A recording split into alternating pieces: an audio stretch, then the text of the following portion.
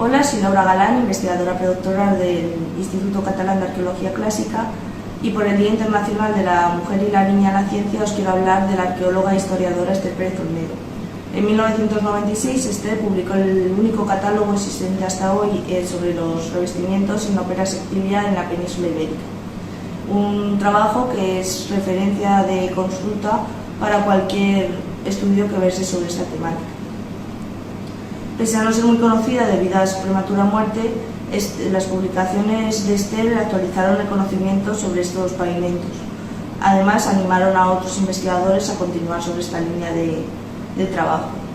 Además, Esther fue también directora del yacimiento de Pintia, donde la homenajearon con un mural tras su muerte en la fachada del Centro de Estudios Vácteos del yacimiento.